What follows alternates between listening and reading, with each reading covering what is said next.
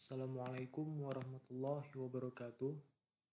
Pada kesempatan ini, saya sebagai perwakilan dari kelompok 4 akan mempresentasikan hasil laporan fakta dan analisis dari studio kami yang berjudul Koeksistensi Perikanan dan Pariwisata dalam Perencanaan Perumahan Nelayan di Kampung Lampulau, Kota Banda Aceh. Adapun pembahasan yang akan kami bahas terbagi menjadi 6 poin utama, yaitu pendahuluan dan gambaran umum, analisis karakteristik aktivitas, analisis karakteristik pengguna, analisis kebutuhan ruang, analisis tapak, dan analisis kebutuhan infrastruktur. Sebagai gambaran umum, Kampung Lampulau merupakan kawasan yang sangat potensial terhadap sektor perikanan dan kelautan. Hal ini dibuktikan dengan adanya pembangunan PPI dan Pelabuhan Perikanan Samudra atau PPS oleh pemerintah Kota Banda Aceh. Di kawasan studi, kami menemukan beberapa isu strategis terkait perencanaan ruang. Yang pertama, mata pencarian masyarakat didominasi oleh nelayan. Kemudian, belum adanya pemanfaatan yang baik terhadap lahan basah, yaitu tambak pada kawasan studi. Yang ketiga, perencanaan tapak yang dilakukan harus mempertimbangkan aspek mitigasi bencana karena terletak di kawasan pesisir. Yang keempat, pengembangan sosial ekonomi melalui sektor pariwisata dengan pemanfaatan sumber daya perikanan. Kemudian, poin fakta dan analisis. Yang pertama yaitu analisis karakteristik aktivitas. Pada poin ini terbagi menjadi 3 subpoin, yaitu aktivitas utama, penunjang, dan aktivitas pelayanan. Aktivitas utama merupakan aktivitas pokok dari kawasan studi, yaitu sebagai hunian dan perumahan.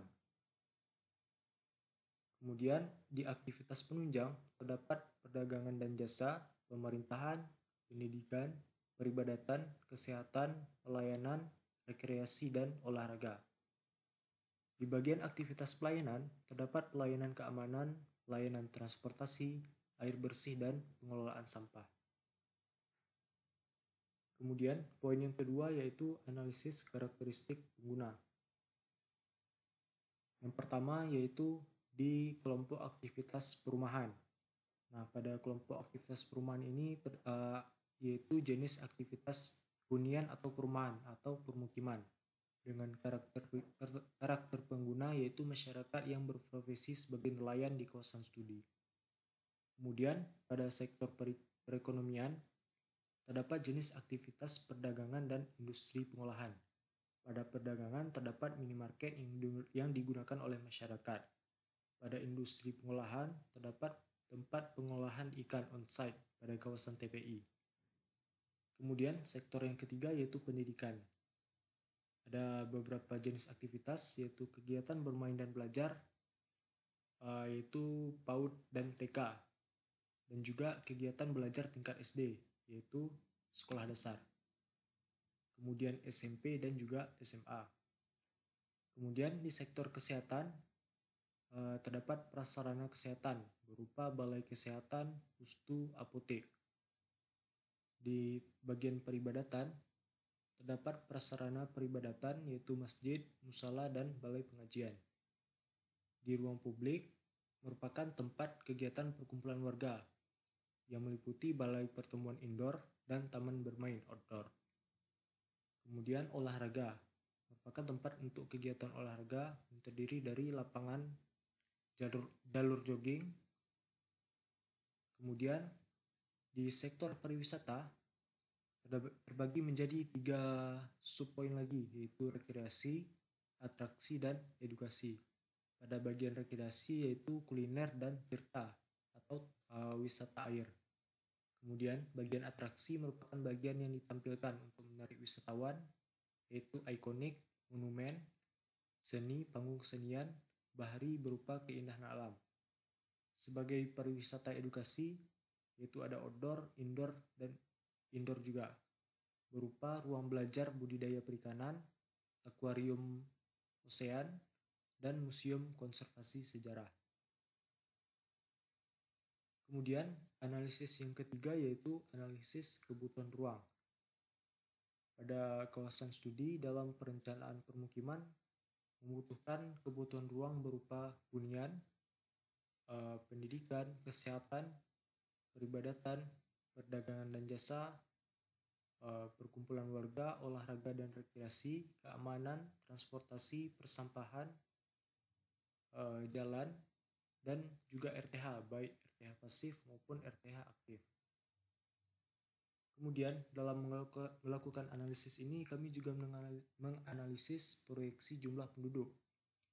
Jadi luas tapak pada kawasan studi yaitu sebesar 15,8 hektar atau 158.000 meter kuadrat. Kami mengalokasikan penggunaan ruang yaitu berupa ruangan non terbangun sebesar 60% dari luas tapak dan 40% ruang terbangun. Pada ruang terbangun ini kami membangun fungsi hunian sebesar 85% dan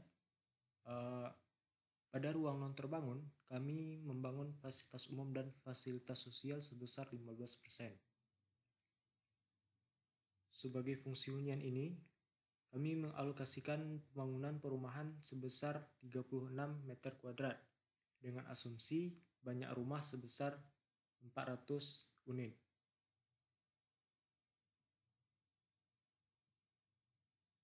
Selanjutnya, analisis tapak eksternal.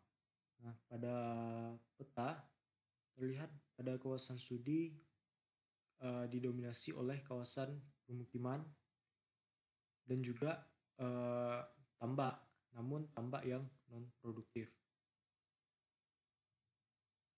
Analisis kondisi prasarana berupa jaringan jalan. Pada kawasan studi, kami melihat bahwa kualitas dari jalannya masih tidak dapat terkategorikan dalam kondisi layak, sehingga harus dilakukan konsolidasi lagi mengenai jaringan jalan pada kawasan studi. Untuk jaringan listrik, kami melihat bahwa kebutuhan listrik hunian sudah terpenuhi dengan baik. Selanjutnya, jaringan drainase. Di beberapa titik masih belum tersedia drainase, namun pada drainase yang sudah dibangun fungsinya masih tidak dapat berjalan sesuai dengan pedoman, sesuai dengan fungsi utamanya karena terlihat banyak penyumbatan saluran air akibat sampah dan juga pembuangan akhir dari drainase tidak jelas. Kemudian analisis jaringan persampahan. Di beberapa titik masih belum mempunyai tempat pembuangan sampah yang tetap sehingga terjadi pencemaran sampah. Di bagian kawasan hunian berupa rusun sudah disediakan tempat sampah yang diangkut sesuai jadwal yang telah ditentukan. Kemudian analisis mengenai jaringan air bersih. Air bersih berasal dari air pump yang disediakan oleh Pemkot Banda Aceh. Selanjutnya analisis tapak internal. Yang pertama analisis kebisingan. Kawasan tapak memiliki jaringan jalan lingkungan yang hanya dilalui oleh masyarakat setempat sehingga tingkat kebisingan cenderung rendah. Namun kebisingan lainnya berasal dari suara dari kapal yang berlayar dan berlabuh di sekitar permukiman. Yang kedua, analisis aksesibilitas dan sirkulasi. Jalan pada kawasan tapak memiliki lebar 6 meter. Jalan lokal memiliki tingkat aksesibilitas rendah karena hanya menghubungkan antar dusun. Untuk analisis vegetasi, jenis vegetasi yang terdapat pada kawasan tambak berupa tumbuhan bakau atau mangrove yang berfungsi sebagai pemecah gelombang. Untuk analisis arah matahari, lokasi tapak mendapatkan pencahayaan matahari yang baik, sehingga kebutuhan terhadap cahaya matahari tercukupi. Untuk analisis curah hujan dan